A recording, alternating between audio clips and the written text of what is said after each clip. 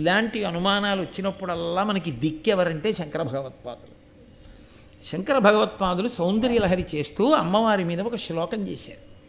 అందులో ఆయన అంటారు, హరిస్త్వామారాధ్య ప్రణత జన సౌభాగ్య జననీం పురాణారీ భూత్వా పురరిపిమపి క్షోభమనయత్ స్మరోపిత్వానత్వారితి నహినలేహ్యేన వపుషా మునీనామప్యంతః ప్రభవతి మోహాయ మహతాం. ఈ శ్లోకం అండి యథార్థంగా ఇప్పుడు నేను చెప్పింది ఎలా ఉంటుందో దాని బాహ్యార్థం చెప్తే అలాగే ఉంటుంది. కానీ మీరు కొంచెం జాగ్రత్తగా వినండి, మీకు కొబ్బరి పెంకు ఊడిపోయి లోపల ఉన్న సారమందిన నాడు పొందిన ఆనందం పొందుతారు. హరిస్త్వాం ఆరాధ్య ప్రణత జన సౌభాగ్య జననీం. శంకరాచార్యులు వారు ఏమని పిలిచారంటే, అమ్మా నీ దగ్గరికి వచ్చి వంగి నమస్కరించిన వాళ్ళందరికీ అభ్యున్నతిని కోరిన కోరికలను తీర్చగలిగినటువంటి శక్తి కలిగిన ఓ పరదేవత, హరిత్వాం ఆరాధ్య, హరి నిన్ను ఆరాధించి జగన్మోహిని రూపాన్ని పొందాడు. ఇక్కడ వరకు బాగానే ఉంది, ఇబ్బంది ఏం లేదు. వెంటనే మనకేం గుర్తొస్తుంది? అవునండి, అలా జగన్మోహిని రూపాన్ని పొందబట్టే దేవతలకి రాక్షసులకి అమృతాన్ని పంచిపెట్టడంలో రాక్షసులకి దక్కకుండా లోకాన్ని కాపాడాడండి అంటామనుకుంటాం. అక్కడే శంకరాచార్యులు వారు ఏం చేశారంటే మనందరినీ పక్కకి తోసేసి ఇంకో వైపుకి వెళ్ళారు. ఆయన అన్నారు, పురాణారీ భూత్వా పురరపిమపి క్షోభమనయత్ అన్నారు. అమ్మా శ్రీ మహావిష్ణువు నిన్ను ఉపాసన చేశారు, నువ్వేం చేశావు? లోకంలో కల్లా అందగత్తెవి నువ్వే కాబట్టి త్రిపుర సుందరివి, నీ అందం శ్రీ మహావిష్ణువుకి ఇచ్చావు. ఇప్పుడు ఆయన ఏమయ్యాడు? జగన్మోహిని అయ్యాడు. ఆయన్ని మించిన అందగత్తె లేకుండా పోయింది. అమృతం గురించి చెప్తే బాగానే ఉండదు. ఇక్కడ శంకరాచార్యులు వారు అన్నారు, అప్పుడు ఏమైందో తెలుసా అమ్మా, మీ ఆయన పరువు బజారున పడిందంట. పరమశివుడు ఆ జగన్మోహిని వెంట పడ్డాడు. పురాణారీ భూత్వా పురరపిమపి క్షోభమనయత్. పురములను కాల్చినటువంటి పరమేశ్వరుని యొక్క హృదయములో కామము బయలుదేరి ఆయన ఆ జగన్మోహిని అవతారం పొందినటువంటి విష్ణువు వెంట పడ్డారు. అమ్మా ఎంత తమాషా చేశావమ్మా, పోనూరుకున్నావా? స్మరోపిత్వానత్వారతి నయనలేహ్యేన వపుషా. ఆ పరమశివుడు మన్మధుడిని కాల్చేశాడు. కాల్చేస్తే ఇంకేముంది? జననము లేదు, మరణము లేదు, ఎవడి మీద కాముడు బాణాలు వేయడము లేదు, హాయ్ సుఖంగా ఉన్నారు అందరూ అని మనం అనుకుందాం కాసేపు. అమ్మవారు ఏం చేసింది? మన్మధుడిని బతికించి పైగా ఏం చేసింది? ఎవ్వరికీ కనపడవురా, ఒక్క మీ ఆవిడికే కనపడతాడు. రతీదేవికి కనపడతాడు, లోకానికి కనపడ్డావు. కానీ ఇప్పుడు ఎటువైపు నుంచి వచ్చి ఎవరి మీద బాణం వేస్తాడో, ఎంత నిష్టగా ఉన్నవాడు ఆ బాణానికి ఏమైపోతాడో ఎవరికి తెలియని స్థితి వచ్చింది. మునీనామప్యంతః ప్రభవతి మోహాయ మహతాం. అమ్మ దీనివల్ల ఏమైందంటే ముక్కు మూసుకుని హిమాలయ పర్వతాల్లో తపస్సులు చేసేటటువంటి మహర్షులు కూడా భయపడిపోతున్నారు. అప్పుడప్పుడు వాళ్ళు కూడా కామానికి వశులైపోతున్నారు. కాబట్టి అమ్మ ఇంత గొప్ప పని చేసింది, నీకో నమస్కారం. ఇది పైకి బాగుందేమో, మీరు కొంచెం జాగ్రత్తగా ఆలోచిస్తే ఇంత గొప్ప అందాన్ని శ్రీ మహావిష్ణువుకి ఇచ్చి పరమశివుడి ప్రతిష్ట బజారున పడేయడం పతివ్రత లక్షణమా? 2, ఆ కాముడు లేకపోతే పుట్టుక లేదు, చావు లేదు, భారతం వినడము లేదు, గొడవ లేదు, ధర్మము లేదు, అల్లరి లేదు. ఆ కాముడికేమో ప్రాణం పోసింది ఆవిడ. ఆ మన్మధుడు బతకబట్టి మనందరికీ అల్లరొచ్చింది. పుట్టడం చావడం. పోని ఊరుకుందా? ఆ మన్మధుణ్ణి బాణాలు ఎవరి మీద వేయడానికి ఆవిడ అధికారం ఇచ్చేసింది. ఒరే తపస్సు చేసుకుంటున్న ఋషుల మీద కూడా నువ్వు వేస్తే వెయ్యి, నేనేమన్నది. ఇప్పుడు వాళ్ళు కూడా భయపడిపోతున్నారు. అమ్మ ఇన్ని చేసిన నీకో నమస్కారం. ఇది స్తోత్రమా నిందా? నిజానికి భయపడకుండా గుడ్డల మీద చెయ్యేసి చెప్పండి. ఇందులో నిజంగా అమ్మవారిని స్తోత్రం చేయడానికి ఏమైనా ఉందా అండి? అందులో నిజాయితీగా త్రికరణ శుద్ధిగా అబ్బబ్బబ్బ ఏం అమ్మవారండి అనడానికి ఏమైనా ఉందా? ఏమీ లేదు. మరి ఏమీ లేని దానికి శంకరాచార్యుల వారు సౌందర్యలహరిలో శ్లోకం ఎందుకు ఇచ్చినట్టు అంటే, నేను మీతో ఒక ముఖ్యమైన విషయాన్ని ప్రతిపాదన చేస్తాను, దాన్ని ఆధారంగా మీరు పట్టుకోండి. ప్రభుత్వం ఏదో చట్టం చేసింది, ఆ చట్టం ఉండకుండా ఉంటే బాగుండు, ఉండకుండా ఉంటే బాగుండు అని మనం అందరం అన్నాం. పోతుంది ఆ చట్టం? పోదు. ఈ చట్టం ఇవాళ నుంచి ఉండట్లేదు అని ప్రభుత్వం అంది. ఏమవుతుంది? ఆ చట్టం పోయింది. ఎవరు చట్టాన్ని చేశారో వారే ఆ చట్టాన్ని తీసేసే అధికారాన్ని కలిగి ఉంటారు కదండి. అక్కడ వరకు మీరు అంగీకరించారా? మొదటి విషయం. ఇంకా 2, మీరు నేను ఇప్పుడు బెంగ పెట్టుకున్నది దేని కొరకు? అయ్యయ్యో ఏమిటండి ఆ చచ్చిపోయిన మన్మధుణ్ణి అమ్మవారు మళ్ళీ ఎందుకు బతికించిందండి అని. నేను మీతో ఒక మాట చెప్తాను, కొంచెం జాగ్రత్తగా గమనించండి. అమ్మవారు మన్మధుణ్ణి పుట్టించలేదనుకోండి, మన్మథ బాణములు లోకంలో పడలేదనుకోండి, సృష్టి ఆగిపోయిందిగా. సృష్టి ఆగిపోతే మనం చేసిన పాపపుణ్యాలు పోయేది ఎప్పుడు? ఈ శరీరం ఉంటే కదా పాపపుణ్యాలు పోయేది. ఈ పాపపుణ్యాలు పోవాలి అంటే జీవుడు మళ్ళీ పుట్టాలి. అది శరీరం ఉన్నప్పుడు తెలియదు. మీతో నేను కొంచెం కఠినంగా ఉన్నా ఒక యథార్థం చెప్తున్నాను. మీరు గరుడ పురాణం చూస్తే తెలుస్తుంది ఆ విషయం. శరీరం లేకుండా జీవుడు నిలబడిపోయాడు అనుకోండి, దక్షిణ దిక్కున పితృలోకం అంటారు, అక్కడ నిలబడిపోయాడు అనుకోండి, అప్పుడు ఏడుస్తాడు. శరీరం ఉంటే పుణ్యకర్మ చెయ్యొచ్చు, శరీరం ఉంటే పాపాన్ని పోగొట్టుకోవచ్చు. శరీరం లేదు, జీవుడు ఉండిపోయాడు, అప్పుడు ఏడుస్తాడు, నాకు ఏదో శరీరం ఇవ్వవయా ఈశ్వరా, శరీరం అంటూ ఇస్తే శరీరంతో నిన్ను నేను మళ్ళీ సేవిస్తానంటాడు. కానీ ఏ శరీరం పడితే శరీరం ఇస్తే ఏం చేయలేడు. మనుష్య శరీరం ఇస్తేనే చేయగలడం, స్వేచ్ఛ. ఇప్పుడు ఈ మనుష్య శరీరం కావాలంటే ఎలా వస్తుంది? తల్లిదండ్రుల మీద మన్మథ బాణాలు పడితేనేనా ఈ శరీరం వస్తుంది? ఈ శరీరం వస్తేనేనా మీరు మళ్ళీ పాపపుణ్యాలు పోగొట్టుకోవడానికి ఈశ్వరుణ్ణి సేవ చేస్తారు? కాబట్టి ఇప్పుడు అమ్మవారు కాముణ్ణి మళ్ళీ సృష్టించడం వల్ల మనందరం పాపపుణ్యాలు పోగొట్టుకోవడానికి శరీరాన్ని పొందడానికి అవకాశం వచ్చిందా లేకుండా పోయిందా? అమ్మవారి అనుగ్రహం లేదందులో కాదు. నేను మీతో ఇంకొక మాట మనవి చేస్తాను, మీరు జాగ్రత్తగా ఆలోచించండి. అమ్మవారు కాముడు ఎప్పుడైతే బతికించిందో కామము బ్రతికింది. కామము బ్రతికితే బెంగ పెట్టుకోవాల్సిన అవసరం ఏంటి? నీ కామము ధర్మబద్ధమైతే నువ్వు పితృరుణం నుంచి విముక్తుడు అయిపోయావు. ధర్మబద్ధమైన కామంతో ధర్మపత్ని యందు మనసు పెట్టుకున్నావు, సంతానాన్ని కండం వల్ల పితృరుణం నుంచి విముక్తుడు అయిపోయావు. ఆస్తిక మహర్షి పుట్టడం వల్ల ఆ జరత్కారుడు యొక్క తల్లిదండ్రులు ఆ గడ్డి దుప్పు ఒంటివేరు పట్టుకుని కిందపడి వేలాడుతున్న వాళ్ళందరూ ఉన్నత లోకాలు పొందలేదు. కాబట్టి కామము ధర్మబద్ధమైంది. నీకేమిటి బెంగ? ఏమీ బెంగలేదు, నీకు పితృరుణం తీరింది. కాముడు ఉంటే నీకు బెంగ ఎందుకు? కాదు. ఏమంటే అదే వచ్చిన పెద్ద బాధ అండి, ధార్మికం చేయలేకపోతున్నాను, ధార్మికమైన కామం అనుభవించలేకపోతున్నాను, అప్పుడు బెంగలేదు. ఈ విషయం పరదేవతకి చెప్పు, అమ్మవారికి చెప్పు. అమ్మా నువ్వు కాముణ్ణి ఇచ్చావు, కామాన్ని ఇచ్చావు, కానీ వచ్చిన పెద్ద చిక్కల్లా నేను నా కామాన్ని ధర్మంతో ముడి వెయ్యలేకపోతున్నాను. ఆ ముడి వెయ్యలేకపోవడం వల్ల నేను పాడైపోతున్నాను. కాబట్టి అమ్మా నువ్వే రక్షించనడుగు. ఎవరు చట్టం చేశారో వాళ్లే చట్టాన్ని రద్దు చేసినట్టు నువ్వు అమ్మవారి పాదాలు పెట్టుకుంటే అమ్మ కాముండి పిలిచి ఆడి జోలికి వెళ్ళకంటుంది. ఏమి నీకు బెంగ? దేనికి భయపడాలి? కాదు. ఇంకొక విషయాన్ని మీతో నేను మనవి చేస్తాను. మహాత్ములైన వారు ఉన్నారు, వారికి కామస్పర్శ ఉండదు. ఆయన అస్ఖలిత బ్రహ్మచారి, ఊర్ధ్వరేతస్కుడు. ఆయనకి అసలు ఎట్టి పరిస్థితుల్లో మనసుని కామమన్న స్పర్శ అంటదు. ఇప్పుడు ఆయన శరీరంతో ఉండిపోతాడా? నాకు చెప్పండి. ఎంత మహాత్ముడైనా కానివ్వండి, ఆయన శరీరము ఒక ప్రత్యేకమైనటువంటి దేశకాలములలోనైనా ఉంటుంది, ఎప్పటికీ ఉండిపోతుందా? ఎప్పటికీ ఎలా ఉంటుందండి? పరమాచార్య స్వామి వారు ఉంటే బాగుండని నాకుంది, చంద్రశేఖర భారతీ స్వామి వారు ఉంటే బాగుండని నాకుంది. ఉంటాయా శరీరాలు? చంద్రశేఖర భారతీ స్వామి వారే అయినా శంకర భగవత్పాదులే అయినా శరీరాలను వదిలిపెట్టేశారు, వెళ్ళిపోతాయి శరీరాలు. మరి శరీరం వెళ్ళిపోతే ఒక పెద్ద ఇబ్బంది ఒకటి ఉంది. మళ్ళీ ఇంకొక మహాత్ముడు శరీరంలోకి వచ్చి కూర్చుంటే మీకు బోధ ఉంటుంది.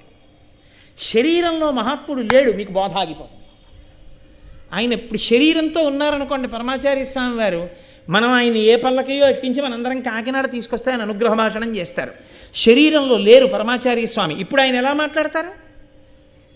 మాట్లాడడం కుదరదు. కాబట్టి మహాత్ముల పరంపర నడవాలి, మళ్ళీ మళ్ళీ మళ్ళీ మళ్ళీ మహాత్ములు రావాలి. ఇప్పుడు కూడా ఈ క్షణంలో మనకి కూడా మహాత్ములు ఉండాలి. ఉండి వాళ్ళు మాట్లాడితేనే మన తప్పులు మనకి తెలిసి మనం దిద్దుకుని మనం ధర్మ మార్గంలోకి పెడతాం. కానీ అలా చెప్పి మాట్లాడేటటువంటి మహాత్ముడు ఎలా వస్తాడు? ఆయన శరీరంలోకి రావాలంటే ఆయన తల్లిదండ్రుల మీద కాముడి బాణాలు పడవలసిందే. పరిపూర్ణ హృదయంతో స్త్రీ పురుషులిద్దరూ ఒండరులు సంగమించకపోతే పరిపూర్ణమైన ఆరోగ్యమైన శిశువు పుట్టడో, విముఖులై సంగమిస్తే తేజోవంతుడు ఆరోగ్యవంతుడైన శిశువు పుట్టడం. అలా కలవలేదు కాబట్టే వ్యాసుడే సంగమించిన సత్సంతానం కలగలేదు మహాభారతంలో. వెలవెలబోతే పాండురాజు పుట్టాడు, కళ్ళు మూసుకుంటే ధృతరాష్ట్రుడు పుట్టాడు. కాబట్టి పరిపూర్ణ హృదయంతో కలవాలి. పరిపూర్ణ హృదయంతో ఒక మహాపురుషుడు ఒక స్త్రీతో సంగమిస్తే తప్ప ఆయన వీర్యము స్ఖలనం అవ్వాలంటే ఆయనకి కామం కలిగి తీరాలి. ఆయనకి కామం కలిగితేనే ఆయన తేజస్సు వేరొక స్త్రీలోకి వెడుతుంది. వెడితేనే ఇంకొక మహాత్ముడు పుడతాడు. ఇంకొక మహాత్ముడు పుడితే తప్ప మీకు మాట్లాడేవాడు లేడు, మీకు రాసేవాడు లేడు, మీకు చెప్పేవాడు లేడు. అప్పుడు లోకం ఏమైపోవాలి? కాబట్టి ఇప్పుడు ఒక మహాత్ముడు పుట్టాలి అంటే ఆ మహాత్ముడు పుట్టడానికి యోగ్యమైనంత తేజస్సు కలిగిన ఇంకొక మహాపురుషుడిలో కామం కలగాలి. ఆయనకి కామం కలగదు. ఎందుకని అంటే ఆయన మహాపురుషుడు అండి. పరాశరుడికి కామం ఎందుకు కలుగుతుంది? ఒక్కనాటికి కలగదు. పరాశర మహర్షి వంటి మహాత్ముని యొక్క తేజస్సుని పట్టగలిగిన క్షేత్రం ఏర్పడాలి. అందుకని కారణజన్మురాల్ని సృష్టించాలి. కారణజన్మురాలు పుట్టాలి అంటే ఉపరిచరవసువు వంటి మహాపురుషుని యొక్క వీర్యం గిరికలోకి కాదు వెళ్ళవలసింది, శాప విమోచనం కావలసినటువంటి అద్రికలోకి వెళ్ళి అద్రిక నుండి మత్స్యగంధి పుట్టి మత్స్యగంధి వంటి ఉపరిచర వసువు యొక్క వీర్యమునకు జన్మించినటువంటి గొప్ప క్షేత్రంలోకి పరాశరుని యొక్క తేజస్సు ప్రవేశిస్తే ఈ క్షేత్రబీజ సంపర్కము చేత వేరొక మహాపురుషుడైన వేదవ్యాసుడు పుడతాడు. ఆయన పుడితే మీరు నేను తరిస్తాం. ఇప్పుడు పరాశర మహర్షిలో కామం కలగాలి. ఆయన కలుగుతుందా? ఒక్కనాటికి కలగదు. సత్యవతిని చూడగానే ఆయన మనసులో కామ ప్రచోదనం కలిగితే తప్ప వ్యాసుడు రాడు. వ్యాసుడు వస్తే తప్ప మీకు నాకు భారతం లేదు, వేద విభాగం లేదు, అష్టాదశ పురాణములు లేవు. ఇప్పుడంతటి మహాపురుషుడి మనసు కదపగలిగినది ఎవరు? ఎవరు చట్టం చెయ్యగలరో, ఎవరు రద్దు చేయగలరో వారే చెయ్యాలి. కాబట్టి ఇప్పుడు పరదేవత ఏం చేయాలి? అంతటి మహాత్ముడి మనసు కామ ప్రచోదనం పొందేటట్టు చెయ్యాలి. కాబట్టి ఎవరు చేసిందని గుర్తు? పరాశక్తి చేస్తోంది ఈ కదలికలన్నీ. ఆయన మనసు సత్యవతి యందు లగ్నమైతే సద్యగర్భమునందు వేదవ్యాసుడు పుడతాడు. ఆ వేదవ్యాసుడు పుడితే తప్ప మనకెవ్వరికీ లోకంలో జ్యోతి వెలగదు, మనకేమీ తెలియదు. వ్యాసుణ్ణి పక్కన పెట్టేశారనుకోండి మీరు, అంతే. పురాణములు లేవు, వేద విభాగం లేదు, భారతం లేదు, భాగవతం లేదు. ఇప్పుడు నాకు చెప్పండి, మీరు ధర్మం నేర్చుకోవడానికి ఏముంది? మీకు ఏమీ లేవు. కాబట్టి పాడైపోయేది ఎవరు? వ్యాసుడు పుట్టకపోతే మనమే పాడైపోతాం. మనం అందరం బాగుపడాలని వ్యాసుడు పుట్టేటట్టు పరాశర మహర్షి యొక్క మనసులో కామము పరిపూర్ణంగా కలిగితే తప్ప, సంతోషంగా ఆయన సత్యవతితో కలిస్తే తప్ప అంతటి మహాత్ముడు జన్మించడు. అందుకని ఆయనలో కామ ప్రచోదనం ఎంతవరకు అవసరమో అంతవరకే చేసింది పరాశక్తి. ఒక్క వ్యాసజననం వరకే. ఇంకా తర్వాత పరాశరుడికి ఎప్పుడూ కామం లేదు. అంటే అప్పుడు మీరు ఏమనుకోవలసి ఉంటుంది? ఇది పరదేవత యొక్క అనుగ్రహము. మహాపురుష జననము ఎందువలన జరుగుతుంది? పరాశక్తి నిర్ణయం చేస్తుంది. ఓ ఇది ఇలా ఇలా కదలాలి, ఇలా ఇలా కదలాలి, దానికి తగిన క్షేత్రం ఏర్పడాలి. ఒక ఇల్లు కట్టాలంటే సరి అయిన స్థలం ఎంచుకున్నట్టు ఒక మహాపురుషుని యొక్క తేజస్సు ప్రవేశించడానికి వీలైన గొప్ప క్షేత్రాన్ని కూడా అమ్మవారే సిద్ధం చేయిస్తుంది. అందుకని ఉపరిచర వసువు యొక్క వీర్యాన్ని అద్రికలో ప్రవేశపెట్టి అద్రికలోంచి ఈ మహాతల్లి మత్స్యగంధి పుట్టేటట్టు చేసి, మత్స్యగంధి యందు పరాశరుడికి అభిమానం పుట్టేటట్టు చేసి, ఈ పరాశరుడు సత్యవతి కలిస్తే వేదవ్యాసుడు పుట్టేటట్టు పరదేవత చేసింది. ఇప్పుడు ఏమైనా అభ్యంతరమా మీకు? పరాశరుడికి కామం కలిగితే మీకేమైనా అభ్యంతరమా? సత్యవతి ఆయనతో సంగమిస్తే మీకేమైనా అభ్యంతరమా? ఉపరిచర వసువు యొక్క వీర్యము స్ఖలనమై మహాధర్మాత్ముడై అమోఘ వీర్యాన్ని డేగతో పంపిస్తే ఇంకొక డేగ అందుకు పోరాటం చేసి ఆ వీర్యాన్ని చాప తాగితే మనం సంతోషించాలా? ఇవన్నీ హేయమైన కథలని మనం చెవులు మూసుకోవాలా? పరవశించిపోయి పరదేవతకి జేజేలు చెప్పవలసిన సందర్భం అయింది. అది భారతం, అది ధర్మ సూక్ష్మం. అందుకే మహాపురుష జననములను విచారణ చేయవద్దు అని ఎందుకన్నారో తెలుసా అండి? నీకు వెనక పరదేవత ఎంతంత ప్రణాళికలు వేస్తోందో నువ్వు బాగా అర్థం చేసుకోగలిగావు అంటే నీకు పరదేవతానుగ్రహం ఉంది కాబట్టి అర్థం అవుతుంది. అందరూ అలా చదివగానే అలా అర్థమైపోతాయా?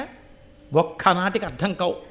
అది ఎవరికి పరదేవతానుగ్రహం ఉన్నదో, ఎవరికి పరాశక్తి యొక్క కృప ఉన్నదో వారికి మాత్రమే అది చదవగానే ఒళ్ళు పులకించి నమస్కారం చేస్తారు. అలా నమస్కరించగలిగినటువంటి ఔన్నత్యము దేనివల్ల కలుగుతుంది అంటే పరదేవతానుగ్రహం ఉంటేనే ధర్మ సూక్ష్మం అర్థమై కలుగుతుంది.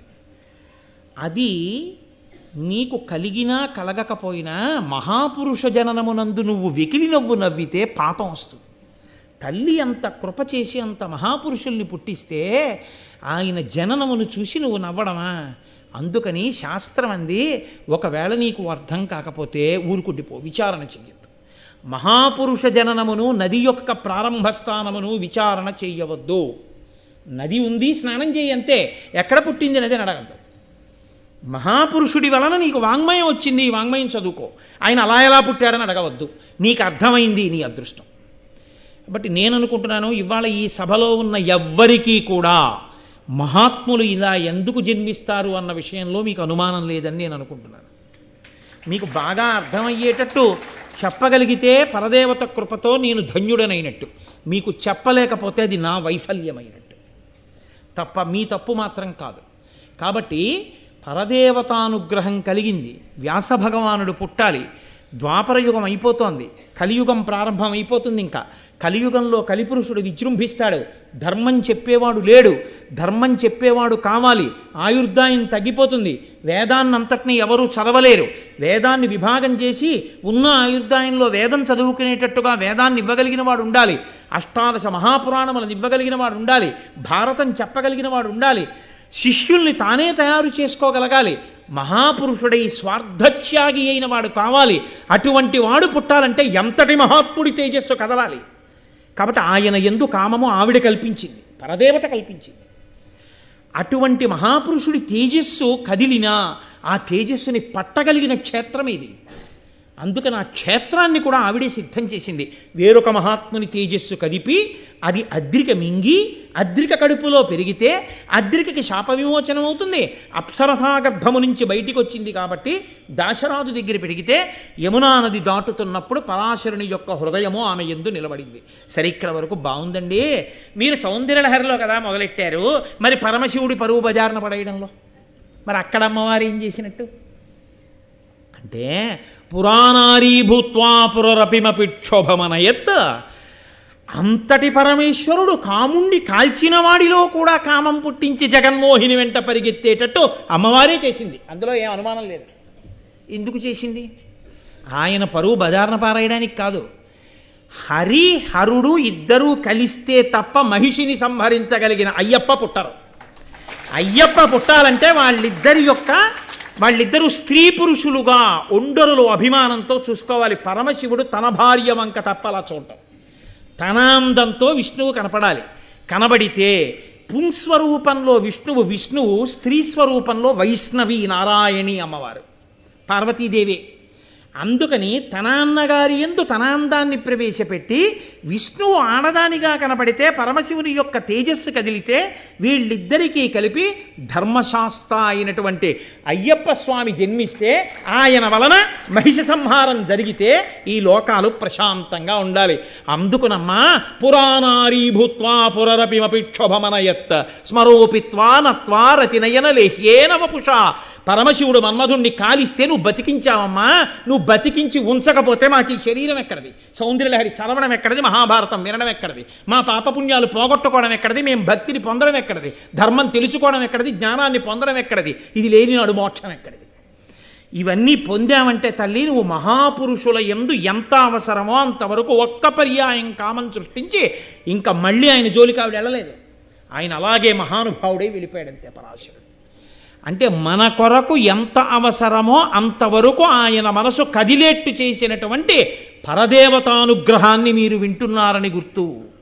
అందుకే ఆదిపర్వంలో మహాపురుష జననాన్ని వింటే సాక్షాత్తుగా దేవతల యొక్క, రాక్షసుల యొక్క, పరదేవత యొక్క ఇంతమంది అనుగ్రహము కలిగేస్తుంది అన్నారు ఆదిపర్వం. అంత శక్తి ఎక్కడిదంటే ఇది కారణం. వెనక పరదేవత యొక్క అనుగ్రహం నడుస్తోంది, దీని వెనక మహాపురుష జననం వెనకాల. కాబట్టి ఇప్పుడు హరిస్వామారాధ్య ప్రణత జన సౌభాగ్య జననీం పురాణారీ భూత్వా పురరపిమపి క్షోభమనయ స్మరోపిత్వా నత్వా రతినయన లేహ్యేన వపుష మునీనామప్యంత ప్రభవతి మోహాయ మహతాం. ఏమిటి అమ్మవారి దోషం? ఎక్కడైనా ఉందా? ఎక్కడైనా తప్పు పట్టడానికి ఏమైనా ఉందా అమ్మవారిని? కాబట్టి ఇప్పుడు పరదేవతకి నమస్కరించాలా వద్దా? రెండు చేతులెత్తి అమ్మవారికి నమస్కరించవలసిందే. కాబట్టి పరాశరుడు మనసు ఎందుకు కదలవలసి వచ్చిందో శంకరాచార్యుల వారు సౌందర్యలహరిలో చెప్పారు అంటాను నేను. అన్వయమైందా లేదా? కాబట్టి ఇప్పుడు ఒకసారి మన మనస్సుకి ఆ స్థితి కలిగిపోయిన తరువాత ఇప్పుడు ఆయన మనసు ఎందుకు సత్యవతి ఎందు నిలబడుతోందో మనం చూస్తే, అమ్మా మా కోసం వ్యాసుణ్ణి సృష్టించడానికి తల్లి ఇంత అనుగ్రహించావా, పరదేవత నీకు నమోవాక్కములు అని మనం నమస్కారం చేస్తాం. కాబట్టి ఇప్పుడు పరాశరుడు తీర్థయాత్రకు వెడుతూ యమునా నది మీద పడవ నడుపుతున్నటువంటి ఆ యోజనగంధిని చూసి గతమదమత్సరుండు త్రిజగద్వినుతుండు వశిష్ఠ పౌత్రుడున్నతమతి శక్తిపుత్రుడు అఘనాశ ఘోర తపోధనుండు సువ్రతుడయి తీర్థయాత్రతనువాడు పరాశరుడన్ మునీంద్రుడు అయ్యతివ తలోదరింకనియే అయ్యమునానది ఒడరేవునన్. ఎక్కడైనా కాముకుడు ఆడది కనబడితే పిచ్చెక్కిపోయేవాడు, కీచకుళ్ళ ప్రవర్తించేవాడు అని చెప్పారా పరాశరుడి గురించి? అంతటి మహాపురుషుడి మనసు కదిలిందంటే యోజనగంధిని చూసి అమ్మవారి అనుగ్రహం నడుస్తోంది మన కోసమని. పిల్లలు పాడైపోతారు కలియుగంలో, వ్యాసుణ్ణి సృష్టించాలనుకుంది తల్లి. కాబట్టి గతమదమత్సరుండు, ఆయనకి అసలు మదము లేదు మత్సరము లేదు. ఆయన మదోన్మత్తుడు కాడు, ఆయనకి రెండూ లేవు. లేనివాడికి ఎలా కలిగింది? మన కోసం కల్పించింది ఆవిడ. నీ తేజస్సు జారితే తప్ప రాడు వ్యాసుడని. త్రిజగద్వినుతుండు, మూడు లోకముల చేత స్తోత్రం చెయ్యబడేవాడు పరాశరుడంటే. వశిష్ఠ పౌత్రుడు ఉన్నతమతి, వశిష్ఠుని యొక్క మనవడు. శక్తి మహర్షి యొక్క కుమారుడు. నిరంతరము కూడా విశాల హృదయంతో పవిత్ర భావనలతో ఉండేవాడే తప్ప హేయమైన ఆలోచన లేనివాడు. అఘనాశ ఘోర తపోధనుండు, పాపములు నశించిపోయేటట్టుగా ఘోరమైన తపస్సులు చేసినవాడు. సువ్రతుడయి, మంచి వ్రతంతో తీర్థయాత్ర చనువాడు, తీర్థయాత్రకు వెడుతున్నవాడు. పరాశరుడు మునీంద్రుడయ్యతివ తలోదరింగనియే. ఎవరిని చూశాడు? ఒంటి నిండా చేపల కంపు కొడుతూ యోజనం దూరం చేపల కంపు కొట్టేటటువంటి స్త్రీని చూశాడు. ఇందులో ఒక పెద్ద విచిత్రమైన విషయం, పొగ ఎక్కడ మొదలవుతుందో అక్కడ కూర్చుంటే పొగ దూరదు, కంపు ఎక్కడ మొదలవుతుందో అక్కడికి వెడితే కంపు ఎక్కువ ఉంటుంది. మీరు రెండిటికి తేడా గమనించాలి. అందుకే చాలా పొగొస్తోంది చాలా పొగొస్తోంది అనిపించింది అనుకోండి, పొగ ఎక్కడి నుంచి వస్తుందో అక్కడికి వెళ్ళి కూర్చున్నారనుకోండి పొగ ఉండదు. చాలా పొగొస్తోందని పొగొస్తున్న చోట మీరు నించున్నారనుకోండి పొగ మిమ్మల్ని అంతా పట్టుకుంటుంది. ఇది నేను చెప్పడం కాదు. ఒకసారి పరమాచార్య స్వామి వారు ఒక తాటాకు పాకలో అనుష్ఠానం చేసుకుంటున్నారు. ఆయన ఇలా లోపలికి వెళ్ళేటప్పటికీ పాకంతా పొగ పట్టింది. ఎందుకురా పొగ పట్టింది అన్నారు. వాళ్ళు ఏదోనండి పాపం వండుదాం అనుకున్నారు, ఆ పచ్చికర్ర ఏమో పొగొస్తోందన్నారు. ఆయన అన్నారు, నా అనుష్ఠాన సామాగ్రిని తీసుకెళ్ళి ఆ పొయ్యి దగ్గర పెట్టండి అన్నారు. అదేమిటన్నారు, పొయ్యి దగ్గర పొగ ఉండదురా, మిగిలిన చోట్ల పొగ ఉంటుందన్నారు. హాయిగా అక్కడికి వెళ్ళి కూర్చుని ఆయన అనుష్ఠానం చేశాడు. ఎక్కడ పొగ పుడుతూ ఉంటుందో అది మిగిలిన చోట్లకి వ్యాపిస్తుంది, ఎక్కడ పుడుతూ ఉంటుందో అక్కడ పొగ లేకుండా ఉంటుంది. ఎక్కడ దుర్వాసన వస్తూ ఉంటుందో అక్కడ దానికి దూరంగా ఉంటే తక్కువ వస్తుంది, దగ్గరగా వెళ్ళి ఎక్కడ పుడుతోందో అక్కడికి వెళితే బాగా వాసన వస్తుంది. ఇంతటి మహానుభావుడు అంత దుర్వాసన వస్తున్నటువంటి మత్స్యగంధికి దగ్గరికి వెళ్ళి అసలు నిలబడి చూస్తాడండి ఆయన. మరి చూశాడు అంటే మన కోసం చూశాడు అని చెప్పాలి, పరదేవతానుగ్రహంగా చూశాడు అని చెప్పాలి. చూసి ఆమె యొక్క పొందు కోరాడైన. కోరితే ఆ మత్స్యగంధి పరాశరునితో అంది, తనువు మింపులవచ్చు జాలరిదాన అట్లునుగాక ఏననగా కన్యకావ్రతము అంతరించిన ఎట్లు మజ్జనకు నింటికి పొవనేర్తు ప్రసాద బుద్ధియునర్పు సన్మునిగణోత్తమ నాకు దోష విముక్తి ఎట్లగునట్లుగా. నేను కన్యని, నా కన్యాత్వం పోతే నా తండ్రి నన్ను గడపలో అడుగు పెట్టనిస్తాడా? అటువంటి తప్పుడు పని చేసి ఇంటికి వస్తావా అంటాడు. కాబట్టి నువ్వు ఎంతటి మహాపురుషుడవైనా కావచ్చు, నీతో సంగమం నాకు ఎలా కుదురుతుంది? కుదరదండి ఆవిడ. అంటే ఆయన అన్నాడు, ఇది బహుశః పరదేవత అనుగ్రహం, లేకపోతే నా మనసు నీ యందు నిలబడ్డం ఏమిటి? నీకు వరం ఇస్తున్నాను, నీ శరీరము చేపల వాసన వస్తోందని కదంటున్నావు, ఇక నుంచి నీవు యోజనగంధి అవుతావు, మత్స్యగంధివి కావు. నువ్వు ఎక్కడ నిలబడతావో అక్కడి నుంచి యోజనం దూరం సువాసనలు వచ్చి ఆకర్షిస్తాయి. అదే యదర భరత వంశానికి కారణమైంది. ఋషి నోటి వెంట అనవసరంగా ఏ మాట రాదండి, అమ్మవారు పలికిస్తోంది. యోజనగంధివవుతో ఆ వాసనలే శంకర మహారాజుని తీసుకొచ్చాయి. అంటే నీ శరీరంలోంచి యోజనం దూరం సువాసనలు వస్తాయి. కాదు కాదు, నీ కన్యాత్వము చెడదు. 9 నెలలో 10 నెలలో నువ్వు గర్భమును ధరించక్కర్లేదు. సద్యగర్భంగా ఇప్పుడే నీకు మహాత్ముడు జన్మిస్తాడు నీ కడుపున. నీవు కన్యగానే ఉంటావు, నేను నీకు వరం ఇస్తున్నాను. పగటివేళ మంచు తెరలు సృష్టిస్తున్నాను నా యొక్క తపస్సు చేత. పరాశర మహర్షి యొక్క సంగమ ఫలితంగా పరమేష్టికల్పుడగు అపరాశరు సమాగమమున పరమగుణైకాభరణకు అనవద్య మనోహర మూర్తికి సత్యవతికి అమ్ముని శక్తిన్ సద్యోగర్భంబున హైమద్యుతి తేజుండు వేదమయుడు అఖిల మునీంద్రాజ్యుడు వేదవ్యాసుండు ఉద్యజ్ఞానంబుతోడ ఉదితుండయ్యన్ ఆ యమునా ద్వీపమున అమేయుడు కృష్ణుడయి లీలమెయి కృష్ణ ద్వైపాయునుడనబరగి వచశ్రీయుతుడు తపంబునందు చిత్తము నిలిపెన్. నిజంగా ఈ సంఘటన జరిగినప్పుడు నేను చెప్పడం మర్చిపోయాను, కానీ యథార్థానికి పైన మంగళధ్వని చేసి అయ్యప్ప స్వామికి నీరాజనం ఇవ్వాలి, దేవాలయాలన్నిటిలో నీరాజనాలు ఎత్తాలి వ్యాసజననం జరిగితే. అంతటి మహానుభావుడు పుట్టాడు ఇవాళ. నేను యథార్థం చెప్తున్నా, ఇవాళ కథ ఎవరు విన్నారో వాళ్ళందరూ ధన్యులు, వాళ్ళు దేవతానుగ్రహాన్ని పొందుతారు. కాబట్టి ఆ పరమేష్టి సమానుడైనటువంటి బ్రహ్మ సమానుడైనటువంటి పరాశర మహర్షి యొక్క అనుగ్రహం చేత సద్యోగర్భంలో అద్యుతి తేజుండు, సాక్షాత్తు సూర్యునితో సమానమైనటువంటి తేజస్సు కలవాడు, పుట్టుకతోనే 4 వేదములను నేర్చుకుని పుట్టినటువంటి వాడు. అసలు పుడుతూనే ఆయన వేదమయుడు, ఆయనకి వేదాలన్నీ వచ్చు. వ్యాసో నారాయణ స్వయం, సాక్షాత్తు నారాయణుడు పుట్టాడు. కాబట్టి అఖిల మునీంద్రాజ్యుడు, సకల మునులకు మొట్టమొదటివాడు వేదవ్యాసుండు. బుద్ధ్య జ్ఞానంబుతోడ ఉదితుండయ్యన్, పుట్టుకతోనే మహాజ్ఞానంతో పుట్టాడు మహానుభావుడు. ఇంత కారణ జన్ముడు ఎందుకు పుడతాడండి? పరాశర మహర్షి లాంటి వాడికి కామం పుట్టకపోతే అది పరదేవతానుగ్రహం అంటే. కాబట్టి ఆయమునా ద్వీపమున అమేయుడు కృష్ణుడగి లీల మెయిన్ కృష్ణద్వైపాయునుడనబరిగి వచశ్రీయుతుడు తపమునందు చిత్తము నిలిపెన్. వచశ్రీమంతుడు అన్నారు ఆయన్ని. ఆయన ఇంత జ్ఞానము కలిగి ఇన్ని వేదములను తెలిసి పుట్టడం కాదు, తనకిన్ని తెలిసి రాబోయే యుగంలో కలియుగంలో ప్రజలు పాడైపోకుండా నేను ఏది మాట్లాడి ఏది రచించి నా బిడ్డల్ని రక్షించుకోవాలన్న తాపత్రయంతో మాట్లాడగలిగిన మహాపురుషుడు పుట్టాడయా. వచశ్రీమంతుడు పుట్టాడు. పుడుతూనే నల్లటి వర్ణంలో పుట్టి మహానుభావుడు ఆ యమునా నది ఒడ్డున, అమ్మా నేను తపస్సు చేసుకోవడానికి వెళ్ళిపోతున్నానమ్మా అన్నాడు. తండ్రి పరాశర మహర్షి అంతే, తన సహజ స్థితిలోకి వెళ్ళిపోయాడు, ఆయన వెళ్ళిపోయాడు. పుట్టినటువంటి బిడ్డడు ఆయన వెళ్ళిపోయాడు. ఇటువంటి మహాపురుష సంపర్కం చేత, మహాపురుష జననం చేత ఆమె యోజనగంధి అయింది. ఆమె కన్యాత్వము చెడలేదు. యదర భారత వంశం నిలబడ్డానికి కావలసిన ప్రాతిపదిక పడింది. శుభక్షణం, లేకపోతే అసలు కౌరవ పాండవులు పుట్టే అవకాశం లేదు ఇక తర్వాత. భీష్ముడితో సరి, ఆ భీష్ముడి సంతతి పెరిగితే ఏమో కథ ఎలా ఉండేదో. భీష్మ ప్రతిజ్ఞ చేయించి భీష్ముడినంత మహాత్ముడిగా నిలబెట్టింది. మళ్ళీ ఆ భీష్ముడు అలా నిలబడకపోతే, దీర్ఘాయుష్వంతుడు కాకపోతే వశిష్ఠ మహర్షి శాపం నిలబడదు. వశిష్ఠ మహర్షి యొక్క వాక్కు నిలబడ్డానికి ఇదిగో ఈ మహాత్ముడు ఇప్పుడు పుట్టాడు. పుట్టి ఆయన తపస్సు చేసుకోవడానికి ఎడుతుంటే ఆయన్ని కృష్ణద్వైపాయనుడు అని పిలిచారు. అక్కడ వనంలో పుట్టి వెంటనే తపస్సుకు వెళ్ళిపోయాడు కాబట్టి ద్వీపంలో కృష్ణద్వైపాయనుడు అని పేరు వచ్చింది. కాబట్టి అటువంటి మహానుభావుడై ఆయన ఆ వ్యాసుడు తపస్సుకి వెళ్ళిపోయాడు.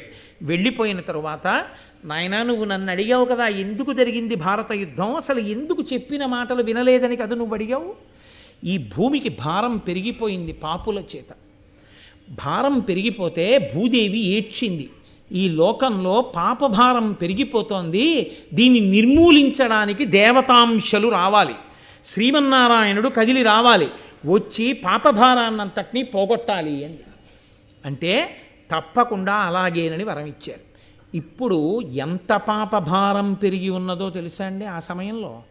అది పోగొట్టడానికి ఒక్క పరమేశ్వరుడు వస్తే సరిపోదు, దేవతలందరూ అంశలతో కదిలి రావాలి. అందుకని దేవతలందరూ కదిలి వచ్చారు.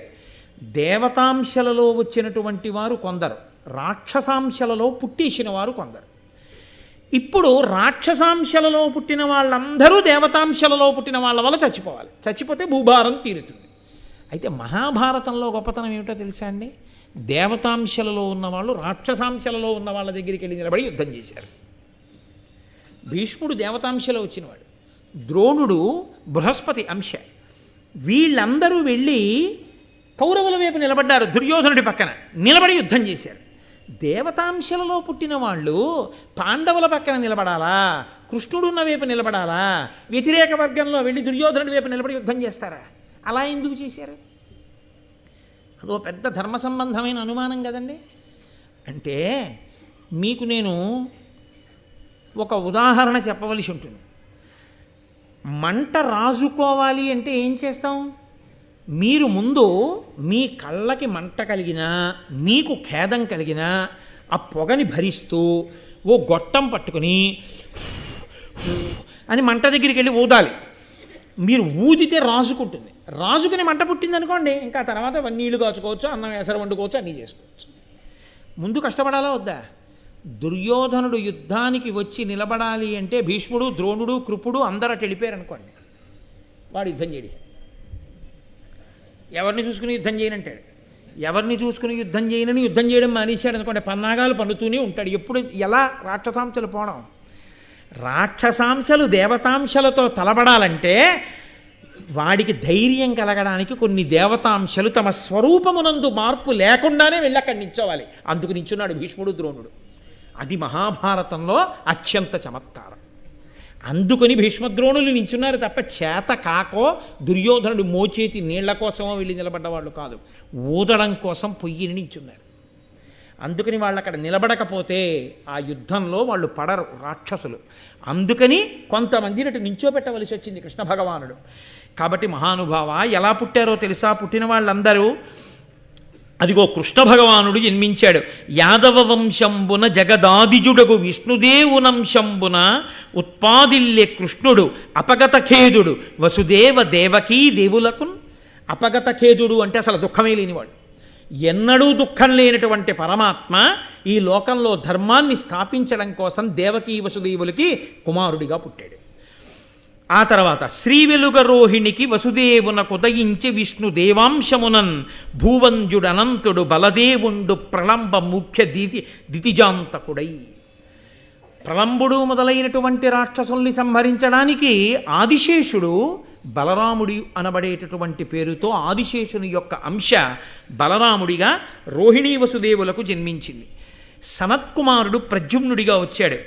16,000 మంది అప్సరసలు గోపికలుగా వచ్చారు. దేవతలే యదు, వృష్ణి, భోజ, అంధక కులాలలో రాజులుగా వచ్చారు వంశాలలో. వసువులలో ప్రభాసుడు అనబడేటటువంటి ఒక గొప్ప వసువు భీష్మాచార్యుడిగా వచ్చాడు. దేవతల గురువైన బృహస్పతి ద్రోణాచార్యుడిగా వచ్చాడు. కామము క్రోధము కలగలిసి ఉంటే ఎంతో ప్రమాదం. ఈ రెండు కలగలిస్తే పుట్టినవాడు అశ్వత్థామ. ఏకాదశ రుద్రుల అంశలో పుట్టినవాడు కృపాచార్యుడు. అందుకే కురుక్షేత్ర యుద్ధంలో అందరూ మడిసిపోయినా కృపాచార్యుడు మాత్రం ఎప్పటికీ గురుత్వం వహించాడు. పరీక్షిత్తు కూడా గురువు కృపాచార్యుడే. కాబట్టి ఏకాదశ రుద్రాంశలో వచ్చినవాడు కృపుడు. సూర్యుని యొక్క అంశలో వచ్చినవాడు కర్ణుడు. హంసుడు అనబడేటటువంటి గంధర్వుడు ధృతరాష్ట్రుడిగా వచ్చాడు. మతి గాంధారిగా వచ్చింది. కలిపురుషుడు దుర్యోధనుడిగా పుట్టాడు. పౌలస్త్య భాతృవంశమంతా కూడా రాక్షసులందరూ కలిసి దుర్యోధనుని యొక్క సోదరులుగా వచ్చారు. హిరణ్యకశిపుడు శిశుపాలుడిగా పుట్టాడు. సంహ్లాదుడు శల్యుడిగా పుట్టాడు. విప్రచిత్తి జరాసంధుడిగా పుట్టాడు. కాలనీమి కంసుడిగా పుట్టాడు. శ్రీ మహాలక్ష్మి రుక్మిణిగా పుట్టింది. స్త్రీ పుంస రెండు రూపములు కలిసి ఉండేటటువంటి వాడు అటువంటి రూపము కలిగినటువంటి వాడు ఒక దేవత శిఖండిగా పుట్టాడు. మరుద్గణాంశతో పుట్టినటువంటి వాడు పాండురాజు. మాండవ్యుని యొక్క శాపం వలన యమధర్మరాజు గారు మళ్ళీ పుట్టవలసి వస్తే విదురుడిగా పుట్టాడు. సిద్ధి బుద్ధి ఇద్దరు కుంతి మాదిరిగా పుట్టారు. అదిగో ఆ అనేకమైనటువంటి దేవతల అనుగ్రహంతో యమధర్మరాజు గారి యొక్క అంశగా ధర్మరాజు, వాయుదేవుని అంశలో భీముడు, ఇంద్రుని అంశలో అర్జునుడు, అశ్వనీ దేవతల యొక్క అంశంలో నకుల సహదేవులు, అలాగే సాక్షాత్తు శ్రీరూపంగా లక్ష్మీస్వరూపంగా సంపద రూపంగా యాజ్ఞసేని జన్మించింది. యాజ్ఞసేని అంటే ద్రౌపదీదేవి ఆవిడ యజ్ఞంలోంచి ఆవిర్భవించింది. అగ్ని దృష్టద్యుమ్నుడిగా వచ్చాడు. మరుత్తులు ద్రుపద సాత్యకి విరాటులుగా వచ్చారు. ఇంతమంది దేవతలు కాకుండా ఇంకా ఎంతమంది దేవతలు, ఎంతమంది రాక్షసులో ఈ భూమి మీద రాక్షసాంశలతో అవతరించిన వాళ్ళని మట్టు పెట్టడానికి దేవతలందరూ ఇన్ని అంశాలలో జన్మించారు. శ్రీ మహావిష్ణువు శ్రీకృష్ణ భగవానుడిగా ఆవిర్భవించాడు.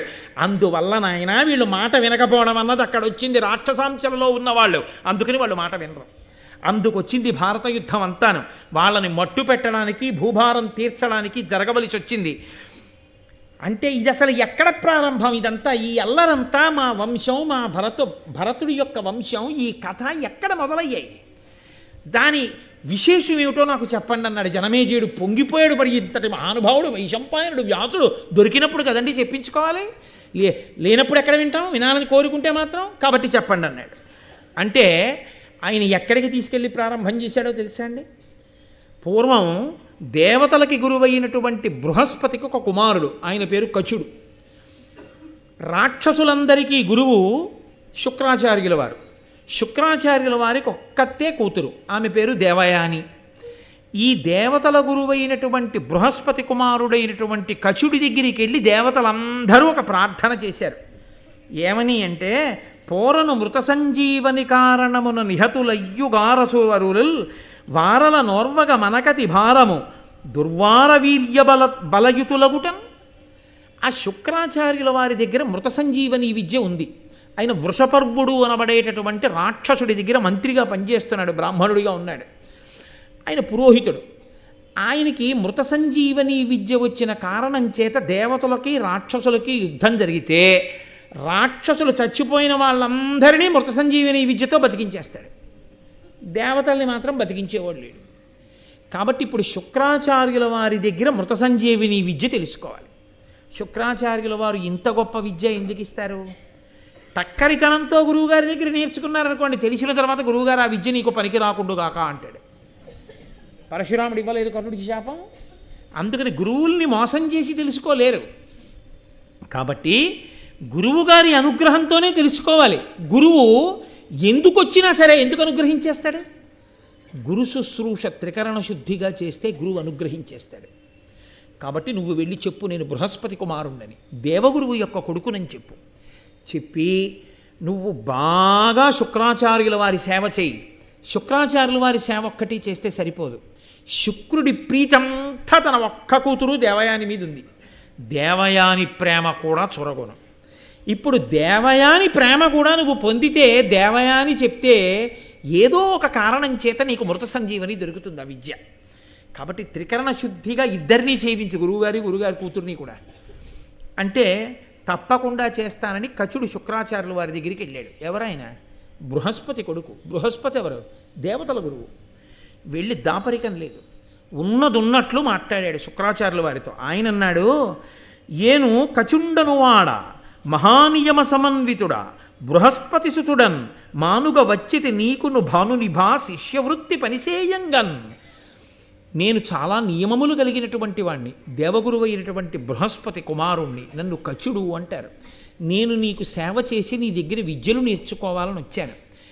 కాబట్టి మీకు సేవ చేసే అదృష్టం నాకు ఇవ్వండి అని అడిగాడు.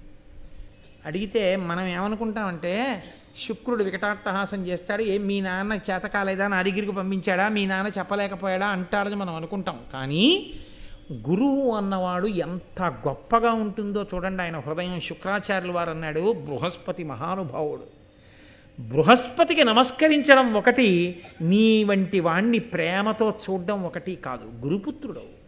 కాబట్టి నాయన సంతోషంగా రా, నీ మాటలు మృదువచనములు నాకెంత నచ్చాయో, చక్కగా ఆశ్రమంలో ఉండి నా దగ్గర విద్యలన్నీ నేర్చుకో అన్నాడు. అది ఆయన సహృదయం అంటే. అందుకు కదండి ద్రోణాచార్యులు వారు గురుత్వం వహిస్తే ప్రపంచం నలుదిక్కుల నుంచి వచ్చి ద్రోణాచార్యులు వారి దగ్గర చదువు నేర్చుకున్నారు ఆ రోజుల్లో. గురువు అంటే అన్ని జ్యోతులు వెలిగించారు మహానుభావులు. కాబట్టి ఆ కచుడు పని ఏమి పంచిన బదపడి చేసెదననక తన్ పంచినయా క్షణంబ చేయుచు నిజగురు చిత్తవృత్తికి కడుననుకూలుడై వినయంబుతోడా మనమున జయ్యుల మాటల భక్తి నేకాకారుడై మరి అంతకంటే దేవయానికి సువిధేయుడై ప్రియహిత భాషణముల పుష్ప ఫల విశేష దానములను సంతత ప్రీతి చేయుచు ఆ విధమున పెక్కులేండ్లు నిష్ట గురుని గురుతనూజగొలిచి ఆ ఇరువురా నిమ్మి పడసే తనదు నేర్పు పేర్మి. ఆ వెళ్ళినటువంటి కచుడు ఎప్పుడైనా ఆ శుక్రాచార్యుల వారు పిలిచి, నాయన వెళ్ళి దర్భలు పట్రా అంటే, గురువుగారు బయట బాగా మబ్బేసింది, వర్షం వస్తుందేమో, రేపు ప్రొద్దున వెళ్ళి తీసుకొస్తానండి అని ఎప్పుడు అనలేదు. ఆయన కాదు, ఆయన కూతురైన దేవయాని పిలిచి, ఏమయ్యా వెళ్ళి పువ్వులు పట్టరా అంటే వెంటనే వెళ్ళి పట్టుకొచ్చేవాడు. ఎలా? ఆయన దగ్గర ఎలా అయినా మృత సంజీవిని విద్య కొట్టేసి పట్టుకెళ్ళిపోదామనేటటువంటి కాపట్యంతో కాదు, త్రికరణ శుద్ధిగా గురువుగారు అని నమ్మి నేను సేవ చేస్తున్నాను కాబట్టి ఆయన అనుగ్రహించి మృత సంజీవని ఇస్తారు. కాబట్టి నేను ఆయన్ని అలాగే సేవిస్తానని త్రికరణ శుద్ధిగా సేవించాడు. ఫలములు తెమ్మంటే ఫలములు తెచ్చాడు, పుష్పములు తెమ్మంటే పుష్పములు తెచ్చాడు, సమిధలు తెమ్మంటే సమిధలు తెచ్చాడు. వాళ్ళిద్దరి యొక్క అపారమైన ప్రీతిని పొందాడు. ఇప్పుడు వాళ్ళిద్దరి అపారమైన ప్రీతిని పొందినప్పటికీ మృత సంజీవని ఈయన చేతుల్లోకి రావడానికి కథ ఎన్ని మలుపులు తిరగాలో, ఆ భరతవంశం ఎలా రావాలో, ఎక్కడ ప్రారంభమైందో, ఎన్ని మలుపులు తిరుగుతుందో, ఎన్ని ధర్మాలుంటాయో, ఎంత ఆశ్చర్యమో రేపటి రోజున మనం మహానుభావుడు వ్యాస భగవానుని అనుగ్రహంతో వైశంపాయనుడి చెప్పగా నా చేత చెప్పించి నన్ను ధన్యుండ చెయ్యుగాక అని ప్రార్థన చేస్తూ మళ్ళీ తిరిగి రేపు సాయంకాలం 6:30 కలుసుకుందాం. మంగళాశాసనపరై పదాచార్య పురోగమై సర్వైశ్చ పూర్వైరాచార్యై సత్కృతాయాస్తు మంగళం. మంగళం కోసలేంద్రాయ మహనీయ గుణాత్మనే చక్రవర్తి తనూజాయ సర్వభౌమాయ మంగళం. ఉమాకాంతాయ కాంతాయ కామితార్థప్రదాయినే శ్రీగిరీశాయ దేవాయ మలినాథాయ మంగళం. కరచరణకృతం వా కర్మవాక్కాయజం వా శ్రవణనైనజం వా మనసం వాపరాధం విహితం వా సర్వమేత్తక్షమస్వ శివ శివ కరుణాబ్ధే శ్రీ మహాదేవ శంభో.